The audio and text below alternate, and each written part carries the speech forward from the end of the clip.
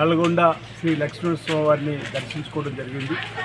స్వామివారి ఆశీస్సులు అందరికీ అందాలని, లోక కళ్యాణం జరగాలని, మన హైందవ సాంప్రదాయాలు, మన సనాతన సాంప్రదాయాన్ని, మన ధర్మాన్ని కాపాడుకుంటూ ముందుకు పోవాలని చెప్పాలి.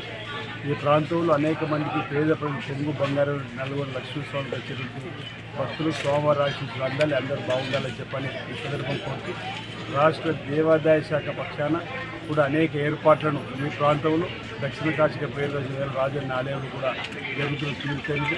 మన ముఖ్యమంత్రి శ్రీ రేవంత్ రెడ్డి గారు ఈ హైందవ సంస్కృతి సనాతన ధర్మాన్ని కాపాడే విధంగా పేద ప్రజలు పొంగు బంగారమైనటువంటి దక్షిణ కాశీక ప్రియదర్శన రాజన్న ఆలయాభివృద్ధిపై ప్రత్యేక దృష్టిలో నిధులు వెచ్చించడం కానీ 150 కోట్లతో సమ్మక్క సారలమ్మకు అత్యంత జాతరకు సంబంధించి అక్కడ కూడా భక్తులకు మేళను ఏర్పాటు చేసేటప్పుడు సుమారు 300 కోట్లు వెచ్చించి సమ్మక్క సారలమ్మ దేవాలయ అధునాతన పద్ధతిలో గద్దెలు నిర్మాణం చేసే కార్యక్రమం కానీ, గోదావరి బెడ్లో కూడా దేవాలయ నిర్మాణం కోసం కూడా ప్రత్యేక చర్యలు తీసుకుంటూ, అదేవిధంగా ఇక్కడ కూడా ఇక్కడ చొప్పదండి సాధన సభ్యుడు మేడిపల్లి సత్యం గారి సహకారంతో ఇక్కడ కూడా నల్గొండ లక్ష్మీస్వామికి వచ్చేటువంటి భక్తుల కోసం మెరుగైనటువంటి కార్యక్రమం తీసుకొని మరింత ముందుకు పోతుంది ప్రభుత్వం ఈ సందర్భంగా తెలియజేస్తాం.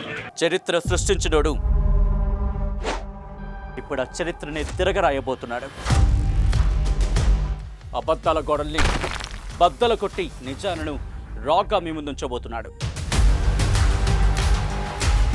నిజమైన వార్తల కోసం వెంటనే డౌన్లోడ్ చేసుకోండి రా యాప్ని.